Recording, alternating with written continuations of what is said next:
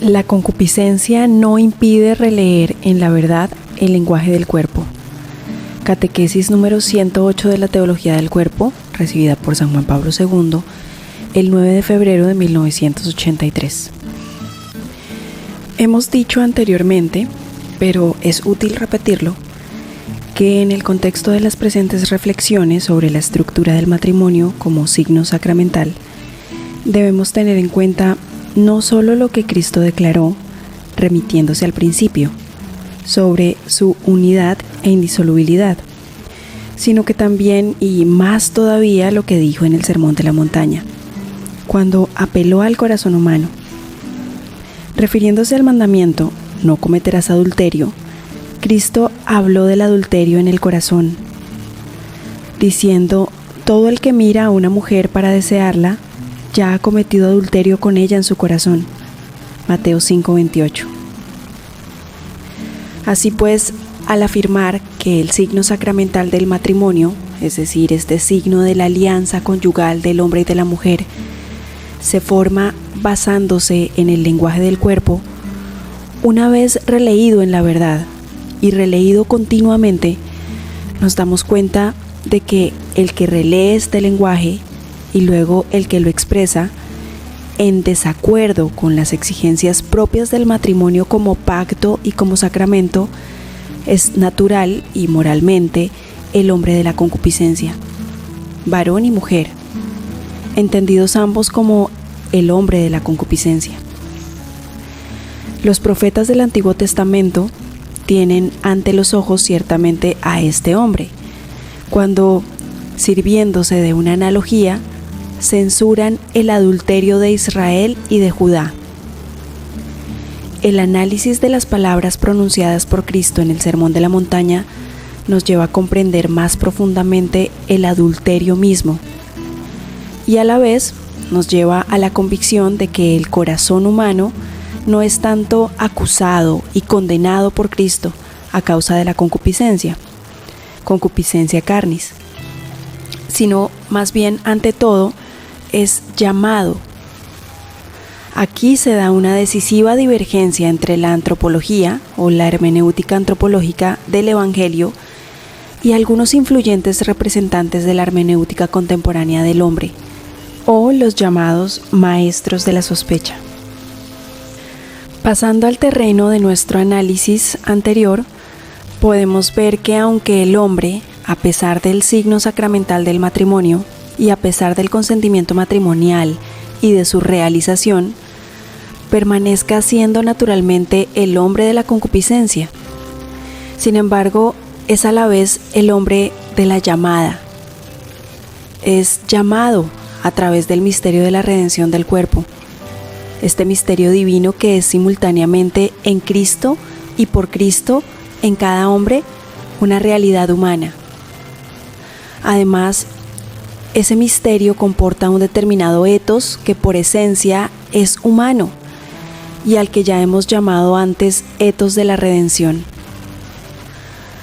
A la luz de las palabras pronunciadas por Cristo en el Sermón de la Montaña y a la luz de todo el Evangelio y de la Nueva Alianza, la triple concupiscencia y en particular la concupiscencia de la carne no destruye la capacidad de releer en la verdad el lenguaje del cuerpo y de releerlo continuamente de un modo más maduro y más pleno, en virtud del cual se constituye el signo sacramental tanto en su primer momento litúrgico como luego en la dimensión de toda la vida. A esta luz hay que constatar que si la concupiscencia de por sí engendra múltiples errores al releer el lenguaje del cuerpo, y juntamente con esto engendra incluso el pecado, el mal moral, contrario a la virtud de la castidad, tanto conyugal como extraconyugal, en el ámbito del etos de la redención queda siempre la posibilidad de pasar del error a la verdad, como también la posibilidad de retorno, o sea, de conversión, del pecado a la castidad, como expresión de una vida según el Espíritu. Confrontemos Gálatas 5, versículos 16. De este modo, en la óptica evangélica y cristiana del problema, el hombre histórico, después del pecado original y basándose en el lenguaje del cuerpo, releído en la verdad, es capaz como varón y mujer de constituir el signo sacramental del amor, de la fidelidad y de la honestidad conyugal. Y esto como un signo duradero. Recordemos las palabras: serte fiel siempre, en las alegrías y en las penas, en la salud y en la enfermedad, y amarte y respetarte todos los días de mi vida. Esto significa que el hombre es de modo real autor de los significados por medio de los cuales, después de haber releído en la verdad el lenguaje del cuerpo, es incluso capaz de formar en la verdad ese lenguaje en la comunión conyugal y familiar de las personas. Es capaz de ello también como hombre de la concupiscencia, al ser llamado a la vez por la realidad de la redención del cuerpo. Simul lapsus et redemptus. Mediante la dimensión del signo, propia del matrimonio como sacramento, se confirma la específica antropología teológica, la específica hermenéutica del hombre, que en este caso podría llamarse también hermenéutica del sacramento, porque permite comprender al hombre basándose en el análisis del signo sacramental.